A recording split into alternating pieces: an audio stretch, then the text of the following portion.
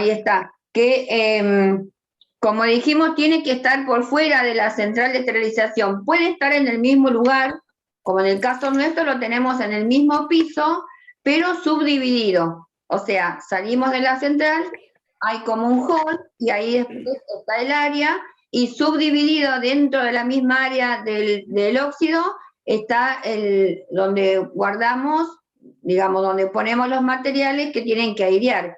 Esa área tiene que tener una extracción de 27 revoluciones por hora y una temperatura, como dijimos la vez pasada, entre 20 y 22 grados, pero la temperatura general en muchos lugares no hay. ¿Por qué? Colocar ahí temperatura sería a través de la calefacción, pero también es riesgoso eso con el tema del gas, porque como ustedes saben, el óxido de etileno es tóxico, es explosivo, es cancerígeno, es mutagénico, tiene un montón de contraindicaciones en cuanto al producto en sí, de lo que es él si lo tratamos mal, vamos a decir de alguna manera, ¿sí? Entonces, el área en general tiene que tener esa extracción de aire. El extractor o la boca que absorbe esa presión negativa hacia afuera, tiene que estar del piso hacia arriba 20 centímetros, ¿sí? No más alto. ¿Por qué se aconseja que tiene que estar en todas las áreas de contaminación? Bueno, en esta particularmente tiene un motivo particular. ¿Por qué tiene que estar abajo y no puede estar arriba o en otro lugar el extractor? Porque es más pesado que el aire. Bien. Entonces se mantiene por debajo. Bien, porque el gas es más pesado que el aire, entonces siempre tiende a bajar, ¿sí? Nunca va a estar por arriba o de la cintura nuestra para arriba. Por eso también, fíjense que a veces el riesgo, si nosotros nos ponemos a pensar y a medida que nosotros conocemos el producto, vamos a estar más seguros, porque si nosotros sabemos que el gas es más pesado que el aire, nunca va a estar a la altura de nuestra cabeza, ¿sí? Siempre va a estar por debajo. ¿Qué es lo que tenemos que tener protegido también ahí?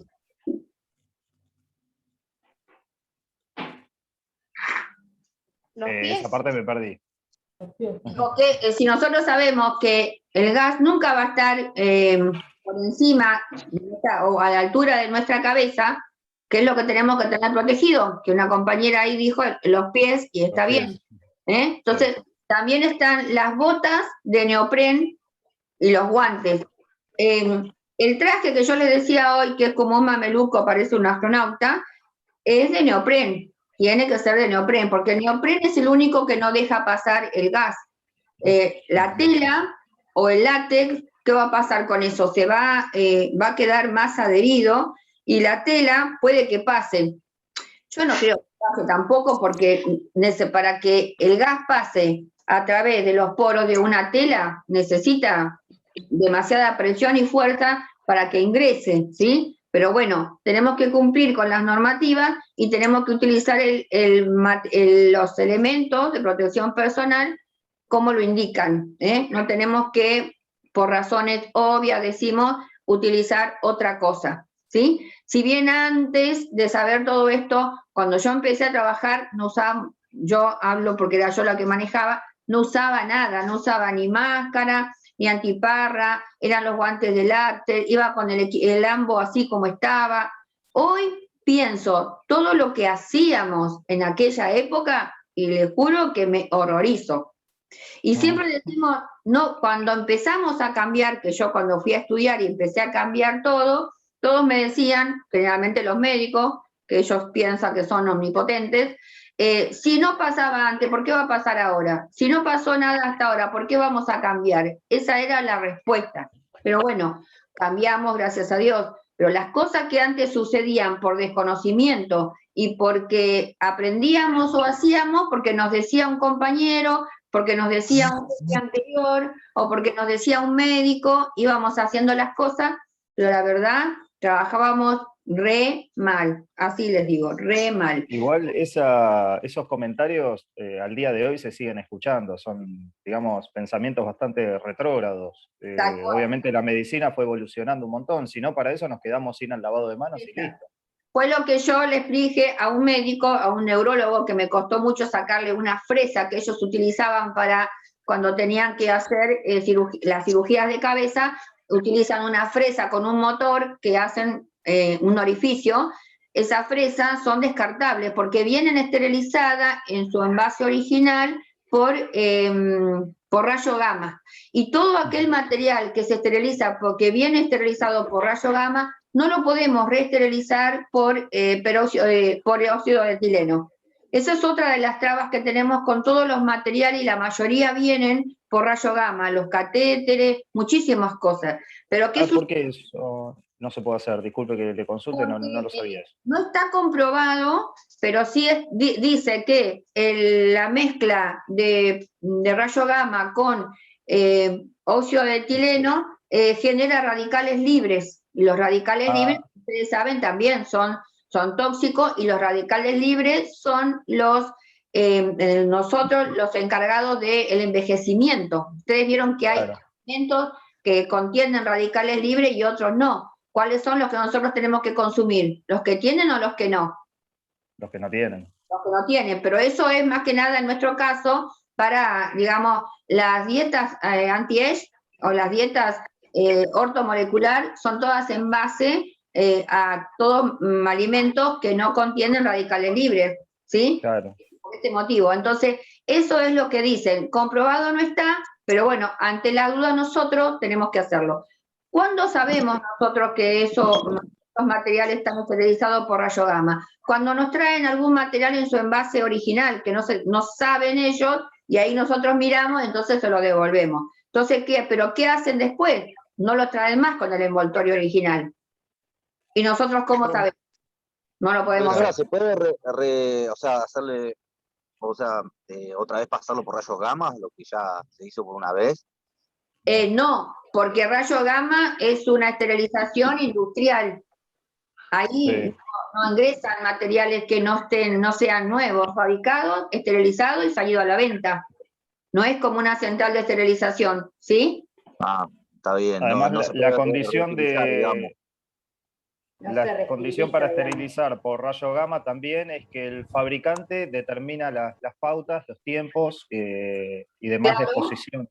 Claro, porque rayo gamma no es un equipo, sí, pero digamos, en rayo gamma, en cada ciclo, dependiendo de la cantidad de material o qué tipo de material, es ellos lo que determinan la cantidad, como dijiste recién, no es que todos los ciclos es el mismo. Eso va a depender de la carga y del tipo de material, el tiempo y la cantidad que ellos van a irradiar esos materiales, ¿sí? No es una cosa estipulada, por eso también no se puede hacer. Bueno, nos fuimos y me quedé donde nos quedamos. Bueno, les decía entonces que estábamos en la protección personal, que los pies pueden estar cubiertos, también pueden ser por los suecos que se usan ahora, que son con agujeritos. Esos suecos están contraindicados para estos casos. Bueno, a mí personalmente no me gusta para nada, porque las chicas lo usan en la central, porque cuando van a lavar pueden caer agua o gotas en el pie, y eso pasa el zapato porque tiene agujeritos. Si bien esos agujeritos están hechos para la respiración del pie, pero bueno, tiene otra desventaja. Esos suecos son lavables, por eso también se usan, son lavables y se pueden esterilizar. Bueno, que nunca se hace.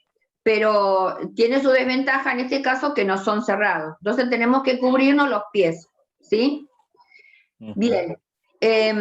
¿Cómo tenemos que hacer para hacer la descarga del material? Cuando la parte crítica del equipo o de ese trabajo sería al retirar los materiales. Si nosotros trabajamos continuamente haciendo ciclos, que debe haber hospitales muy grandes que trabajan, ¿sí? Sacan un material, largan otro, sacan uno, largan otro. Pero los tiempos del equipo, hay equipos que tardan 16 horas el ciclo completo, otros tardan 8, otros tardan 6, otros tardan 12. ¿Qué tiene que ver eso? Eso tiene que ver con que no tarda la esterilización en sí más que uno y que el otro. El tiempo de esterilización va a ser el mismo en cualquiera de estas horas que yo dije. ¿Qué es lo que va a cambiar ahí? Va a ser que el material va a salir más aireado, porque tiene más pulsos de aireación, vamos a decir, de lavado de ese material. Pero esto no es que nos resta tiempo a nosotros para dejar un material en suspenso antes de entregar. Sí, puedo decir, si un material lo entrego al tercer día y yo tengo un ciclo que tarda 16 horas, lo puedo entregar a las 48 horas, porque ese material sale mucho más aireado de un ciclo que tardó 16 horas de uno que tardó 8. ¿Se entiende? El tiempo lo pone cada uno en base a su necesidad. Si nosotros trabajamos así, sacando un ciclo, poniendo otro, sacando y poniendo otro, en ese caso sí tenemos que entrar siempre protegido. ¿Por qué? No le dimos descanso a ese lugar. Pero, por ejemplo, nosotros hacemos los ciclos a la noche. Los sacamos a las 7 de la mañana y volvemos a ingresar otro a las 23 horas. Entonces estuvo todo el día el área vacía, sin trabajar, aireándose. Pero igual siempre digo, esto es algo que yo digo como una información más, pero no estoy diciendo entren en ese caso sin protección personal, no. En el área, cuando largamos el material, digamos, no sería el área tan crítica, el momento crítico. El momento crítico es en la descarga del material. Pero ¿cómo tengo que hacer? Me tengo que vestir, tengo que entrar, abro la puerta, la dejo abierta, me retiro del área y vuelvo a ingresar a los 15, 20 minutos, recién. ¿Y para qué hago esto? ¿Cuál sería la ventaja para nosotros de hacer esto? Para que ventile todo el residual que salga de la cámara. Claro, lo mismo porque, o sea, no nos olvidemos que tenemos la ventilación forzada. Entonces, cuando uno abre la cámara, sale del cuarto y bueno, y el residual que quede, la ventilación lo va a extraer. Bien, es lo mismo o similar cuando hablamos del vapor, que decimos, bajamos la puerta un ratito y dejamos que el vapor salga. Acá lo mismo, abrimos la puerta 15 minutos, 20 antes, todo esa temperatura, el gas que tiene la cámara, va a descender. Entonces, cuando yo ingresé, voy a tener mucho menos carga residual que al principio. Y ahí recién retiro los materiales. Voy mirando uno por uno, que estén los químicos virados, que el envoltorio no esté roto, que el envoltorio no esté rasgado, que no esté pinchado, porque hay materiales que tienen puntas y muchas veces se pincha y no me doy cuenta. Si es un material que tiene todos tienen que tener doble envoltorio.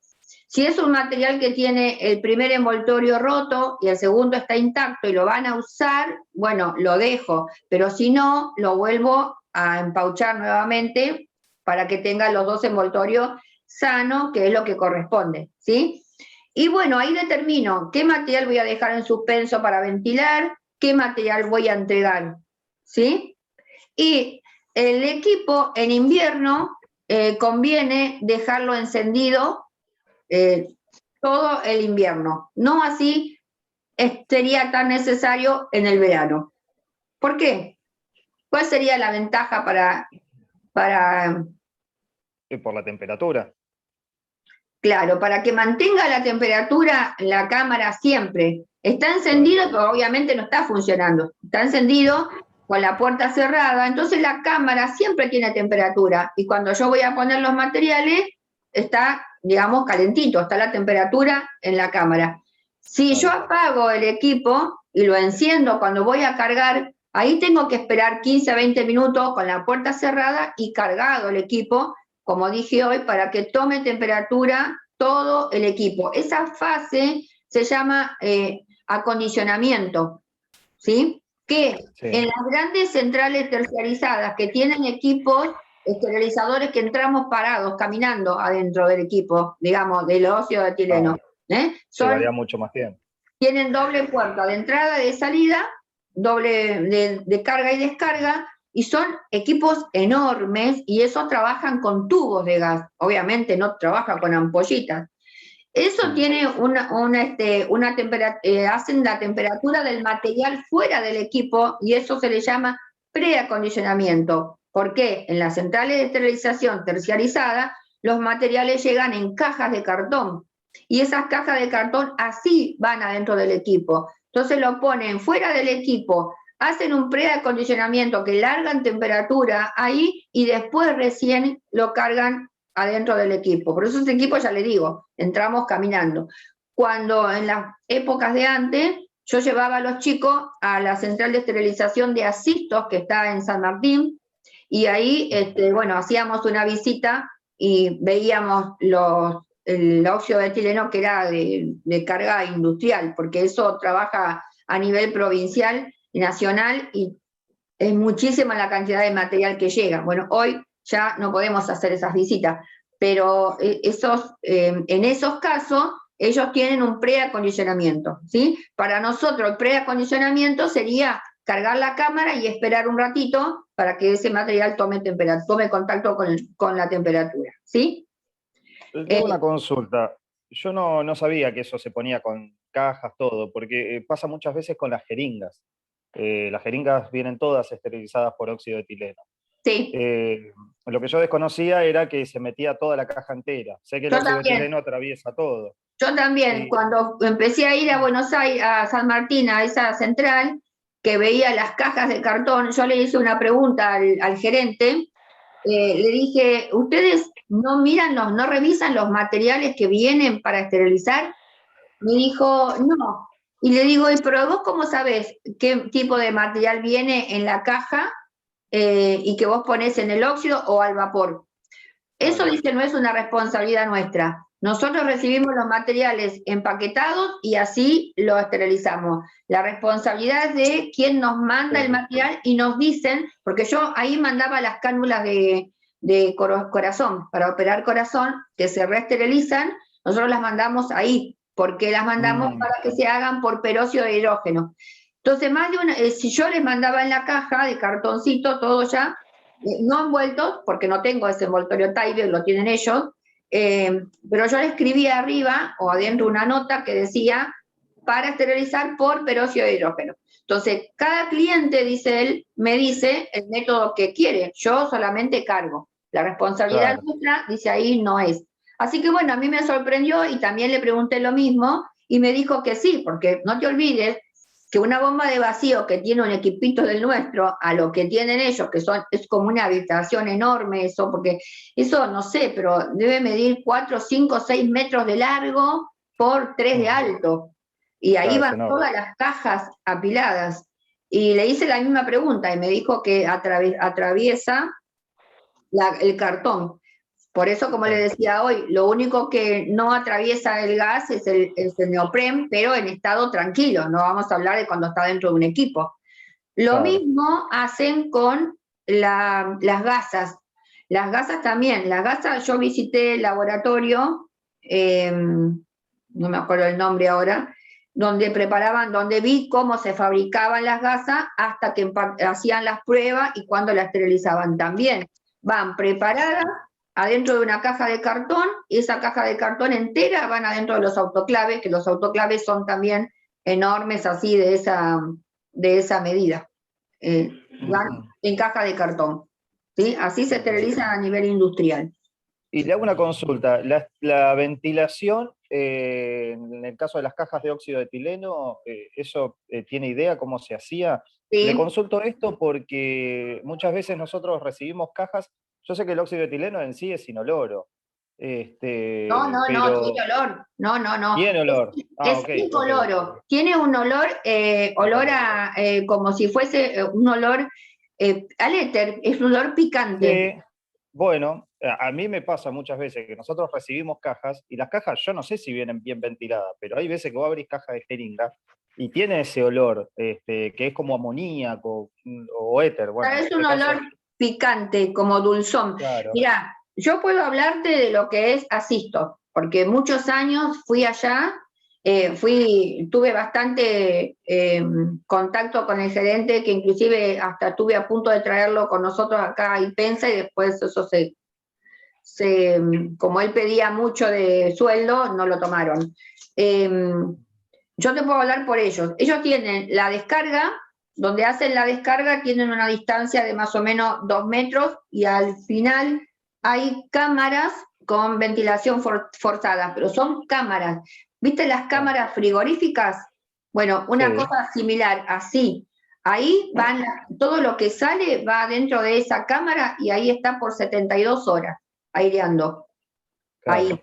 Yo no sé de dónde vienen lo que lo está esterilizando, porque después también está BAC, sé que está BAC, yo con BAC no me llevo bien, me peleé varias veces con el gerente de ahí, pero de Asisto sí.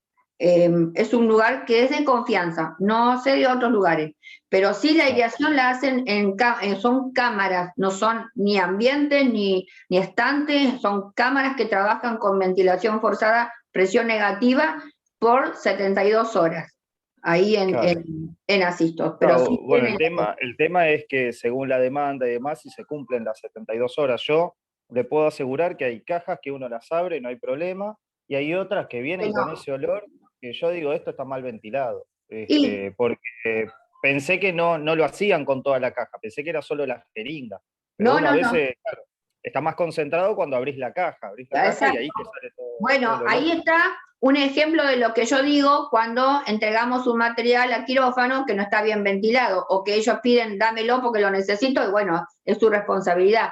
Cuando ellos abren, como yo les digo, bueno, está bien, mira, el riesgo no es para nosotros, el riesgo es para ustedes, pues yo te lo entrego, y cuando ustedes abren el material, ahí está el problema del gas, claro, ¿no? y el paciente también. Es un ejemplo, ¿no?, que les doy. Pero en cuanto a cómo trabajan cada lugar, y sí, a veces el tiempo juega en contra, la necesidad de entregar los materiales, pero yo cuando he mandado material, nunca me los han entregado no menos de una semana, que a veces he llamado para decir, mira, necesito el material porque ya es por peróxido y qué sé yo, bueno, pero también tiene que ver en el orden que llega, que va a esterilizar y que te lo entregan. Entonces yo cuando mandaba las cánulas tenía más de una semana entre el tiempo que llevaba el flete, que llegaba, que esterilizaba y la demanda, tardaba más de una semana. Nunca me lo entregaron antes. Así que eso es, viste, como todo, como trabaje cada uno. Bueno, ¿venimos entendiendo hasta acá para el resto de los chicos? Sí, se entendió bien. Sí. Bueno, si no tienen no me hacen preguntas, por ahí yo sigo y como que doy por entendido que se entienden, ¿no? Bueno, ¿qué materiales esterilizamos por óxido de etileno? Ya sabemos que son todos aquellos que son termolábil, pero que también tenemos materiales que no podemos esterilizar, que creo que en el trabajito que ustedes hicieron también estaba, material textil, ¿sí? Las cánulas, obvio, el líquido, todo lo que sea graso, todo lo que sea a base de aceites, claro. El envoltorio el nylon, que se usa mucho ahora para hacer campos para poner sobre la mesa de quirófano, se hacen arco en C, que es para cubrir el aparato de rayos que se hace intraoperatoria. Las mangas de laparoscopía, que son unos tubos largos de nylon que son para cubrir los cables de la laparoscopía, que eso no se puede esterilizar, que son los que van a los distintos aparatos. Al neumo, que es un aparato donde se manda aire al abdomen, porque el abdomen para hacer cirugías abdominales por laparoscopía tiene que estar inflada como un globo, porque si no, cuando ellos entran con las pinzas, las tijeras o lo que fuere, tocan en la parte del epiplón, pueden lastimar, entonces necesitan cavidad para trabajar. Eso se llama el neumo. Todo eso va enfundado porque no está esterilizado. Esa manga es de nylon y eso va envuelto. Entonces, ahí pensamos, si esto es nylon, ya retiene. Van envueltos, retiene más. Entonces, ¿cuánto tiempo lo tengo que dejar? Y no menos de 4, 5, 6 días, eso aireándose, ¿sí?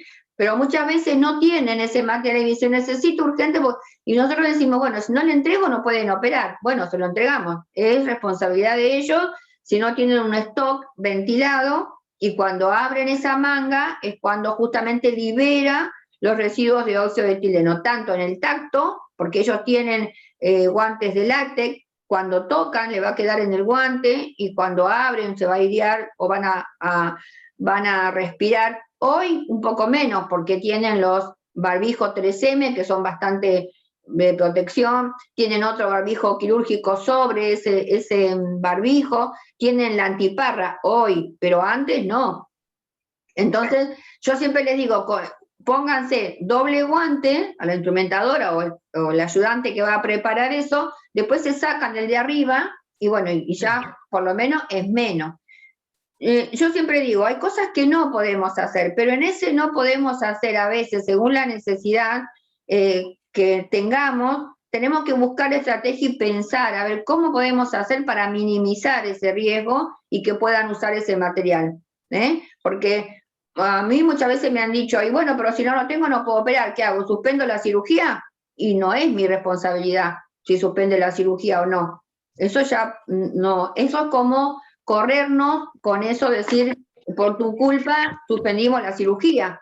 Nosotros lo que tenemos que decir es, eso no es mi responsabilidad, yo hago mi trabajo, porque si yo hago mal mi trabajo, cuando suceda algo, van a venir a buscarme, que es lo que generalmente se hace, que es lo que yo hoy estaba diciendo con respecto al neurólogo que discutía con el material, que yo le digo, en definitiva, lo que estamos haciendo es cuidar primero al paciente y segundo a la institución, porque si nosotros trabajamos mal, esto vamos a tener consecuencias y también lo cuido a usted, porque el responsable del paciente en definitiva es usted. Yo voy a ser la última, ¿o no? Y sí, técnicamente, sí, el tema es que todo eso pasa también por falta de material, justamente por los costos del material.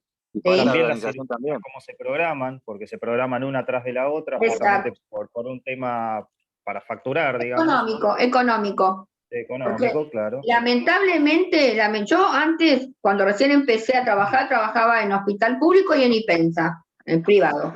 Yo se trabaja totalmente distinto, es otro mundo lo que es estatal y lo que es privado. Siempre digo, un paciente que va a un hospital no elige, es lo que tiene. En cambio, un paciente que tiene una mutual elige dónde quiere ir a operarse.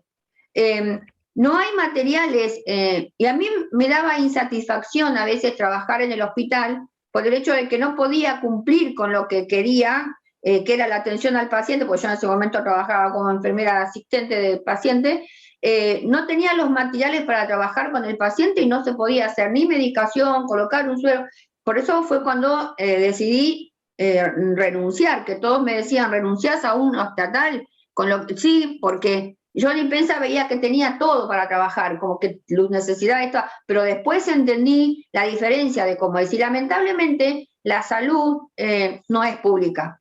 La salud hoy es economía, se fijan más muchas veces en lo económico, por eso yo tuve la suerte, gracias a Dios, de poder trabajar donde estoy y que pude cambiar todo esto, porque me conocían desde antes, por la confianza, no sé cómo sería, pero yo lo que digo, la verdad, que no tengo cero problemas y se cumple. Pero también conozco otros lugares que tienen luchas y luchas y que se hacen mala sangre porque no pueden retener algo o cambiar alguna técnica de trabajo porque mandan los médicos, ¿sí? Acá, por suerte, no. Ellos son muy obedientes y hacen...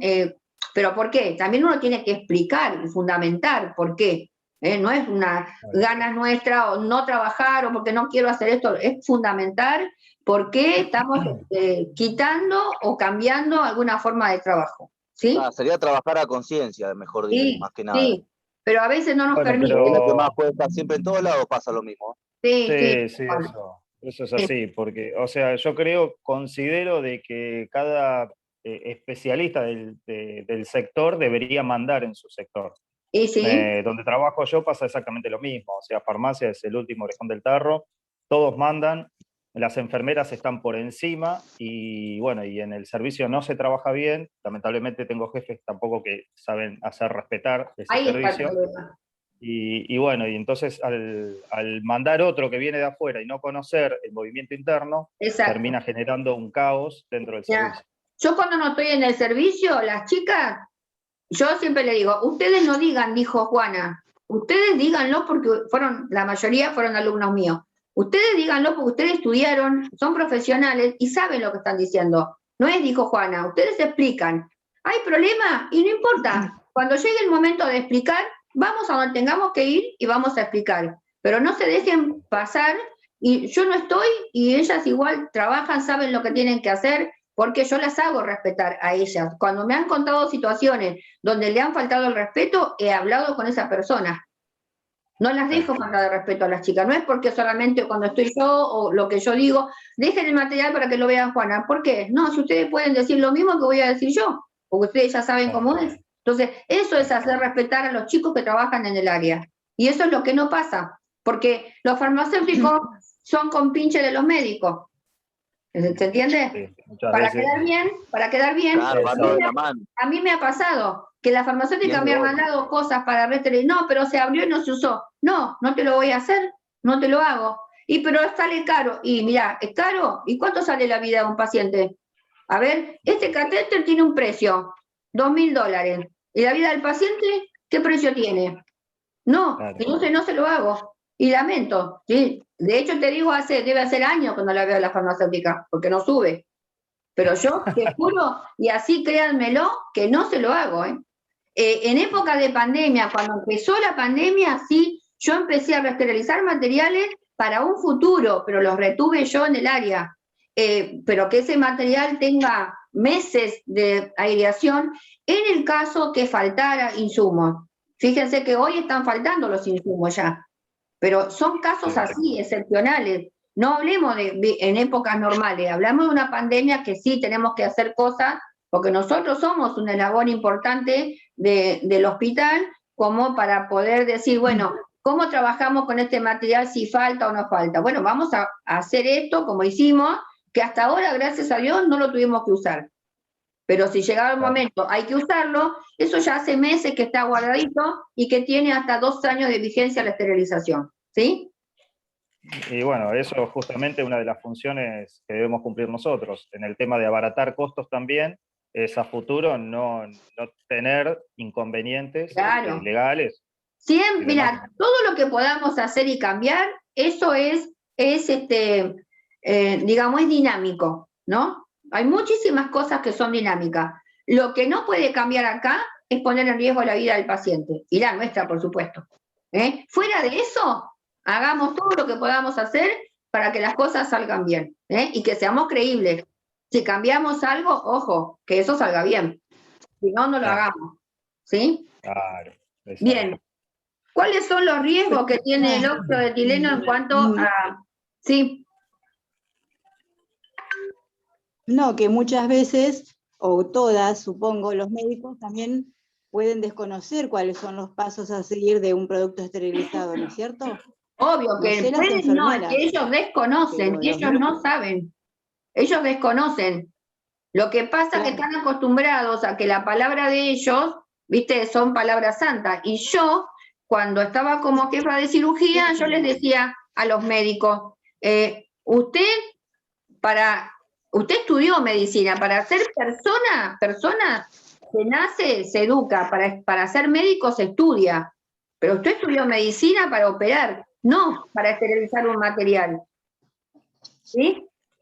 Y eso pasa muchas veces con los cirujanos, que creen que está Dios y después vienen ellos. No me digan, yo no son todos, por suerte. Yo estuve 25 años trabajando en quirófano, imagínate las anécdotas que tengo y las cosas que tenía, porque en ese momento yo estaba con las dos cosas en el mismo lugar, se me complicaba un poco por ahí retener algunas cosas. Después que me fui, ahora sí, ya estoy lejos, ya cirugía no es mi responsabilidad, pero no es fácil, nada es fácil, pero se puede, ¿sí? Bueno, el óxido de etileno tiene... Ay, hay una moto por ahí. Sí. Alguno se fue. Los riesgos que tiene el óxido de etileno son riesgos explosivos, ¿sí? Porque justamente ese es el motivo que tiene que estar... Por ahí se vamos a quedar sin tiempo otra vez. ¿Nos conectamos otra vez? ¿Saben qué puedo decir? Antes que me olvide. No hay problema. antes que me olvide, no les voy a mandar trabajo hoy. ¿Para qué? Para que el que tenga que entregarme trabajo que estén atrasados, lo terminen, y para que tengan tiempo de estudiar hasta el martes. Gracias, profe. Gracias. Entonces lo dejo libre el fin de semana. Bárbaro, sí, sí. Gracias, profe. Bueno, el óxido tiene que estar, además de todos los riesgos que dijimos, tiene que estar en lugares lejos de la cocina, por ejemplo, del hospital, de lugares de altas temperaturas por el riesgo de explosión que tiene, ¿sí? Por el riesgo en sí. Tiene un riesgo químico, porque es un producto químico.